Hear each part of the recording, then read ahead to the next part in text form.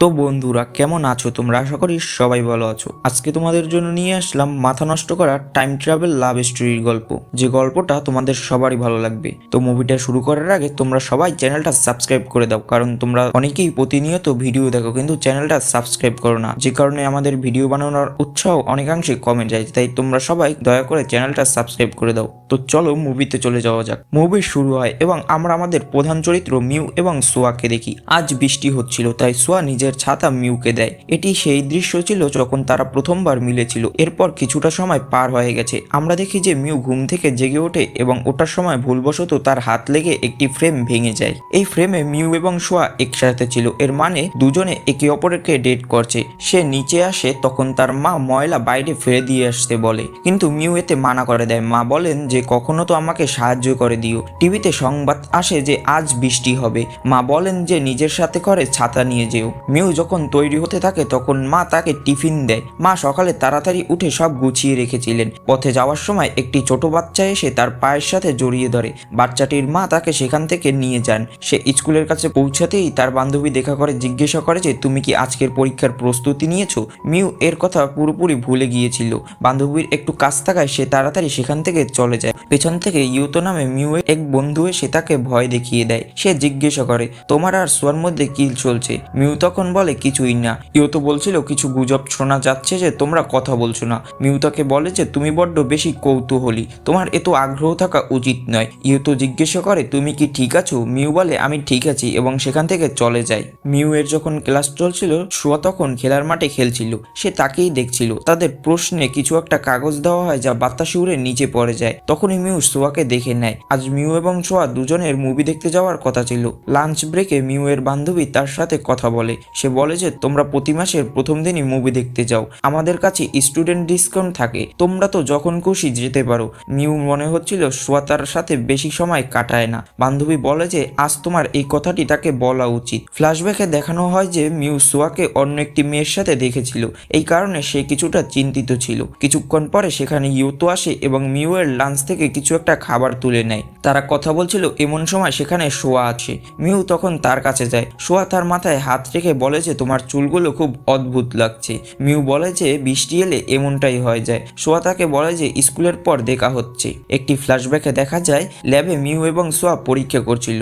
সোয়া তাকে জিজ্ঞাসা করে যে তুমি কি মুভি দেখতে ভালোবাসো? আমার সাথে মুভি দেখতে কি তোমার ভালো লাগবে? তাদের শহরে একই সময় দুটি মুভি চলছিল, তাই তারা ঠিক করে যে একই সাথে মুভির নাম নেবে। যদি তাদের নাম মিলে যায় তাহলে তারা একসাথে মুভি দেখতে যাবে। এরপর তারা একই মুভির নাম নেয় এবং সবাই তাদের জন্য খুবই খুশি হয়। তাদের সহপাঠীরা বলে যে তোমাদের তো ডেট করা উচিত, তোমাদের পছন্দ একদম একই রকমের। সুযোগ বুঝে সোয়া মিউকে জিজ্ঞাসা করে যে তুমি আমাকে ডেট করবে? মিউ রাজি হয়ে যায়। এতে সব সহপাঠী তাদের জন্য খুব খুশি হয়েছিল। বর্তমানে দেখা যায় যে মিউ আজ পরীক্ষায় কম নাম্বার পেয়েছে। শিক্ষক তাকে বলে যে তোমার বন্ধু ইউতোর মতো অভ্যাস করো না, তুমি একজন ভালো ছাত্রী, তাই পড়াশোনায় মন দাও। ইউতো মিউ এর সাথে কথা বলে। সে দেখে সোয়া মাঠে খেলছে। সে জিজ্ঞাসা করে তোমরা কি মুভি দেখতে যাচ্ছ না?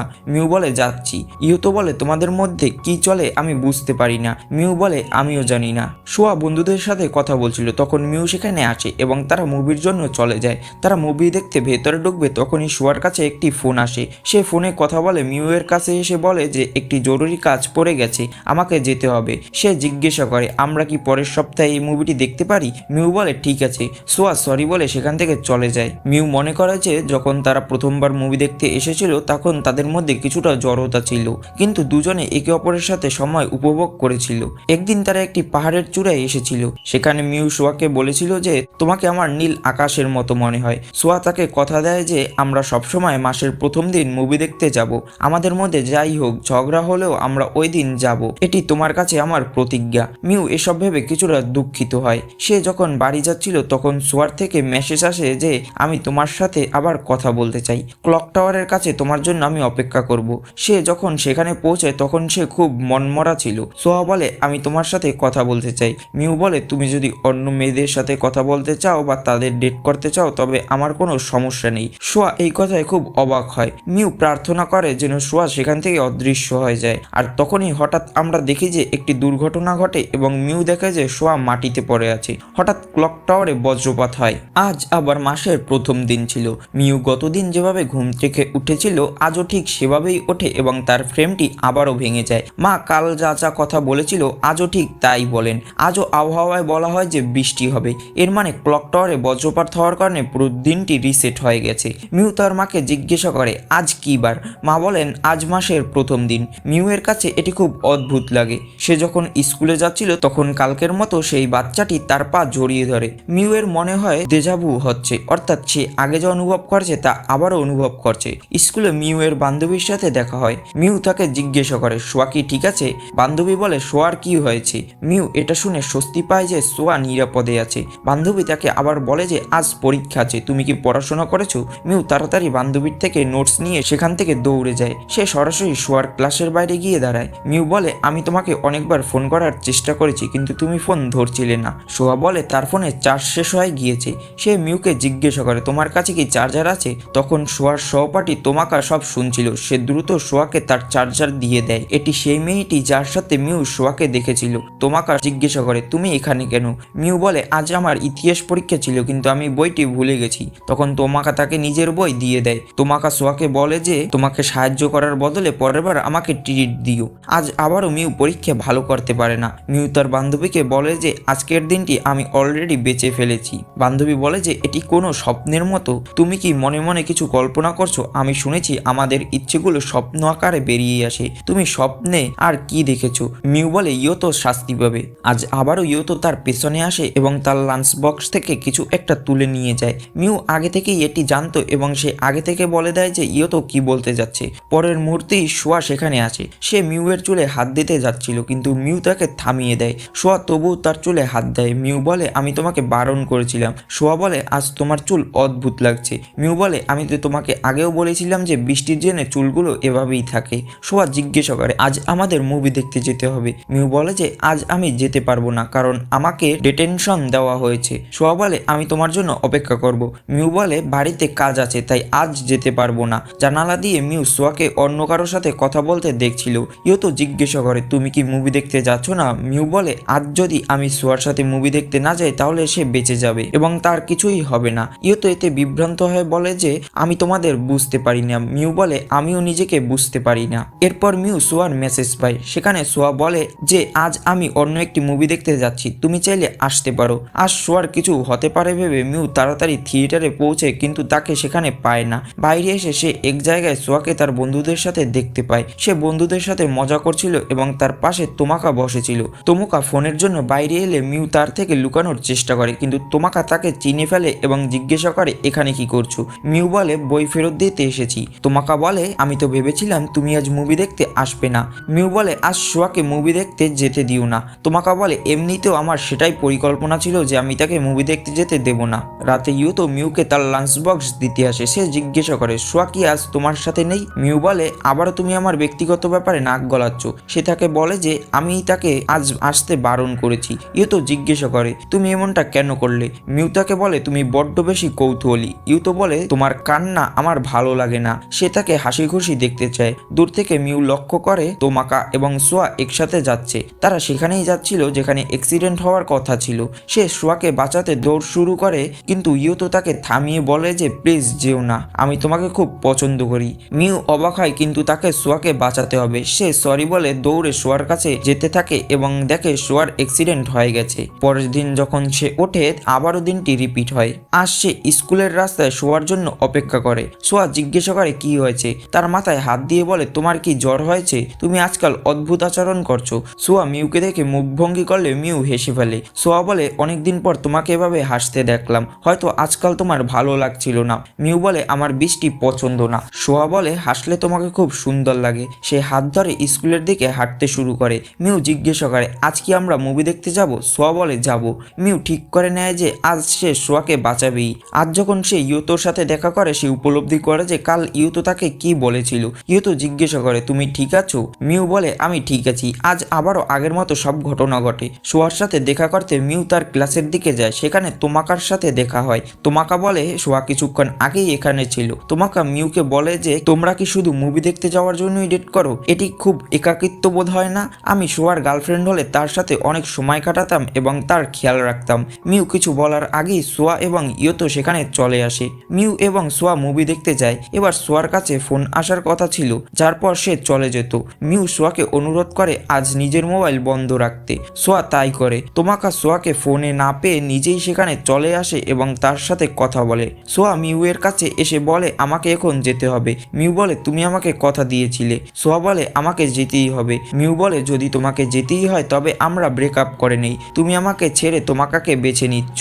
যদি ব্রেকআপ করতেই হয় তবে আজ আমার শেষ ইচ্ছাটি পূরণ করো। কাল থেকে তুমি তার কাছে চলে যেও। আজ তুমি আমার সাথে সব সত্যি কথা বলো। এভাবে লুকিয়ে কাউকে ডেট করার দরকার নেই। সোয়া বলে এমন কিছুই না, এবং তুমিও তোমার মনের কথা আমাকে কখনো বলো না। তুমি একবারও বলোনি তুমি কি অনুভব করছো। এরপর সে সেখান থেকে চলে যায়। মিউ সেখানেই বসেছিল। তখন ইয়োতোর ফোন আসে। সে মিউকে বলে যে আমি সোয়ার সাথে কথা বলেছি। সে জানিয়েছে তোমাকা আর সে শুধু একসাথে পার্ট টাইম কাজ করে। এটি জানার পর সোয়ার আবার ফোন আসে। মিউ দ্রুতই সেই জায়গায় পৌঁছায়, কিন্তু আজকেও তাকে বাঁচাতে পারে না। সে টাওয়ারের দিকে তাকিয়ে প্রার্থনা করে যেন তাকে আরেকটি সুযোগ দেওয়া হয়। সে আবার জেগে উঠলে দেখে যে সেই দিনটি ফিরে এসেছে।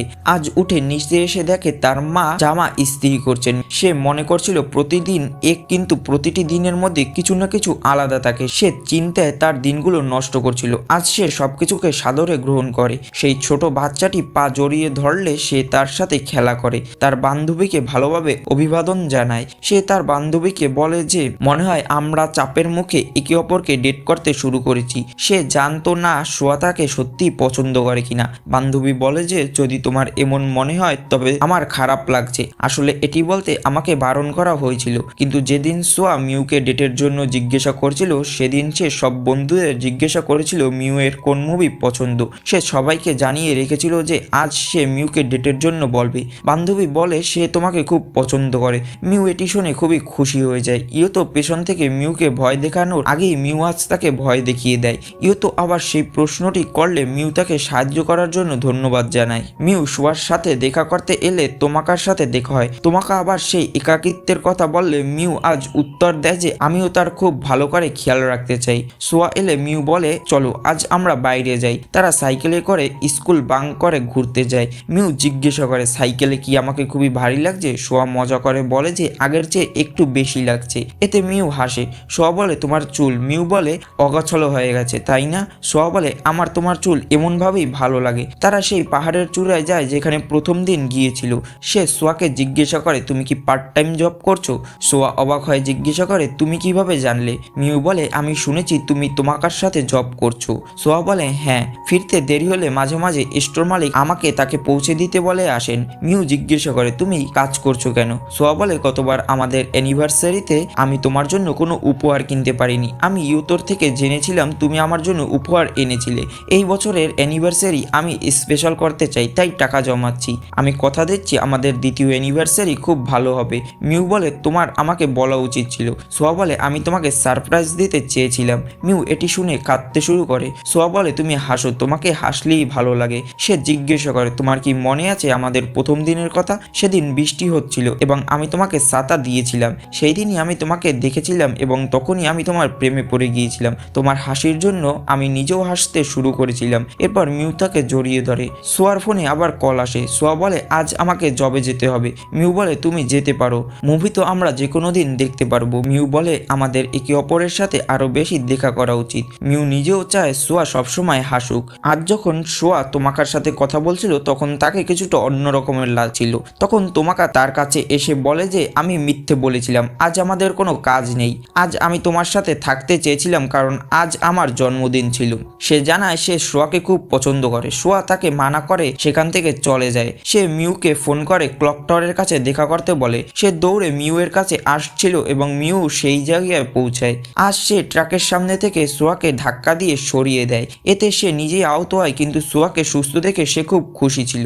এরপর দেখা যায় মিউ হাসপাতালে এবং তার মা তাকে জাগাচ্ছেন। মা বলেন যে সোয়া তোমাকে বাঁচিয়ে নিয়েছে। আর এখানেই এই গল্পের আসল টুইস্ট রিভিল হয়। আসলে যখন একেবারে প্রথমবার দুর্ঘটনা ঘটেছিল তখন বাস্তবে মিউ আহত হয়েছিল এবং সোয়া তাকে বাঁচানোর চেষ্টা করেছিল। যদি আমরা সেই দৃশ্যটি একটু ভালোভাবে খেয়াল করি তাহলেই আমরা পরিষ্কার হতে পারবো। মিউ যখন অচেতন ছিল তখন সে এই বিষয়গুলো উপলব্ধি করেছিল, অর্থাৎ চিন্তা করেছিল যে এগুলো হচ্ছে, বা আমরা এটাও বলতে পারি যে সে স্বপ্নে দেখছিল। এরপর মিউ এর আসল ঘটনা মনে পড়ে যে সেদিন কি হয়েছিল। তাকে বাঁচাতে সোয়া নিজেই ট্রাকের সামনে চলে এসেছিল। সে কাঁদতে থাকে। এরপর তার মা সোয়ার লেখা একটি চিঠি তাকে দেয়। মিউ সোয়ার চিঠিটি পড়ে। সেখানে লেখা ছিল, যখন তুমি আমার সাথে থাকো তখন আমি ঠিকভাবে কথা বলতে পারি না। ইদানিং আমাদের অত বেশি কথা হয়নি। আজকাল তুমি কম হাসো। আমাদের 2 বছরের অ্যানিভার্সারি আসতে চলেছে। গত বছরের জন্য আমি দুঃখিত। এই বছরে আমি তোমাকে আবার খুশি দেখতে চাই। আমি সবসময় তোমার সাথে থাকতে চাই। এসব শুনে মিউ খুব কাঁদে।